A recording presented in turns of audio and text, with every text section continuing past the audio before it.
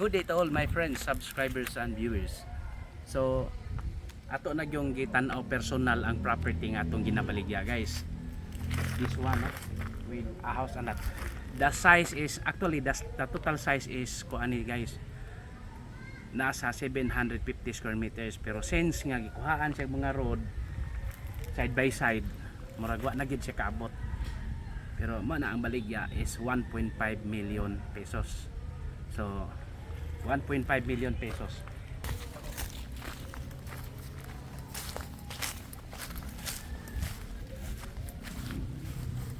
Ikon pa kayo niyo.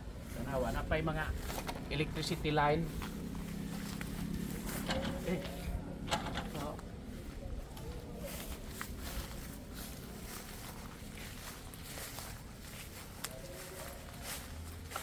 imo lang yun ning kuan guys. Ikon pa kayo.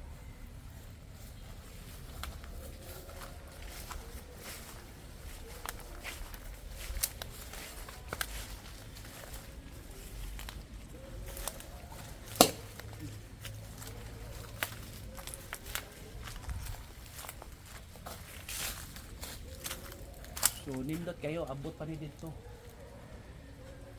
Balik lang sa agi kay grabe daghan ng mga madami pa si hupo-hupo ano. Private building. Grabe sige.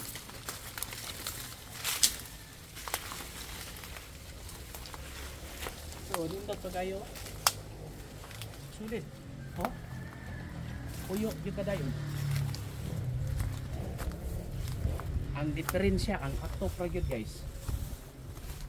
Ang atop ra gyud. So mao ni siya no. Barato ra ni kay imagine let's say butan talag 600 ang nalimpyo ani. 600 square meters.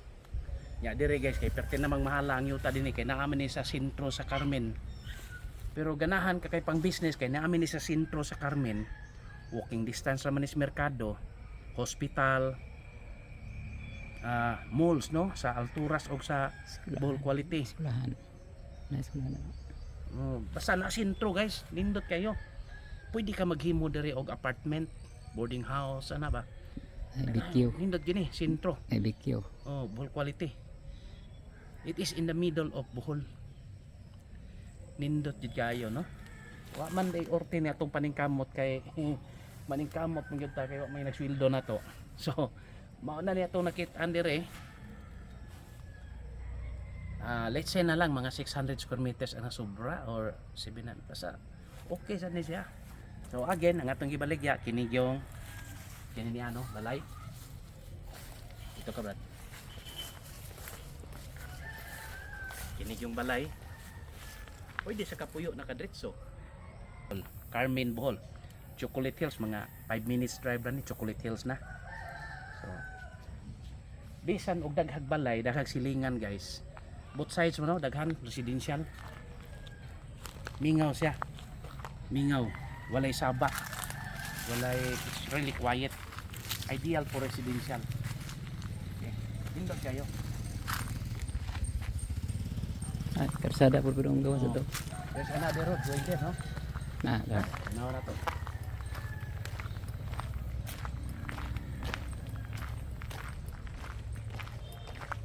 Karsada, ano to?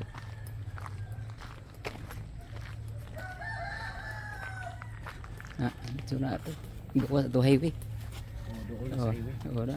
Oh, nang highway na mas doon. Oo na. Highway. So, Oh, mo ano nindot kayo. karsada man na blue nga pital. Nang likod na karsada. So nindot ka. Akong amigo ay taga dire ra magupon ni akong amigo. Ari tama nila ito ta. Ana na meeting. Okay, kaya niya lagi. Oh, kana na kural to.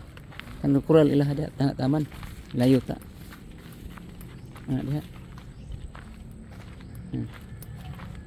So napay lubi. Igo ay mong kamot. Oh. Diba? So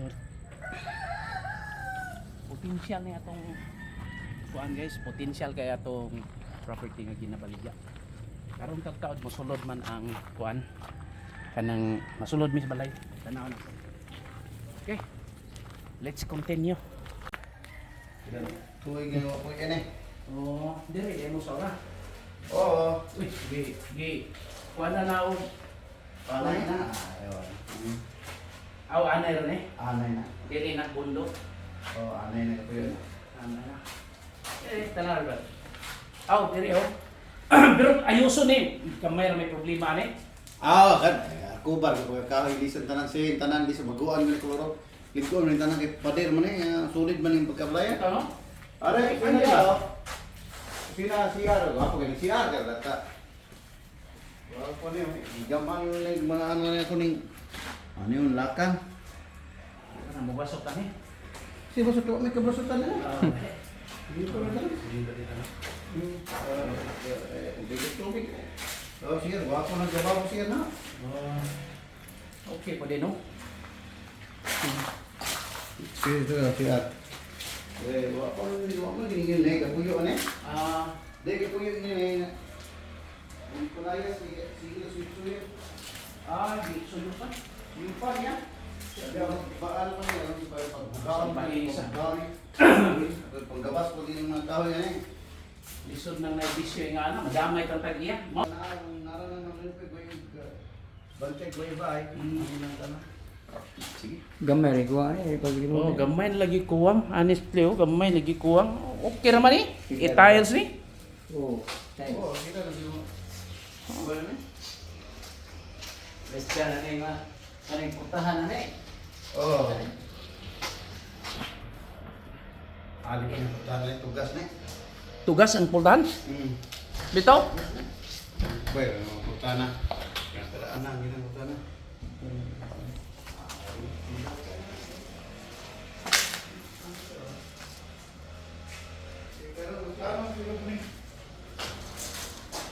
Ang kuryente ani mo ma-function radyo siguro sa? Function din. Dito ko.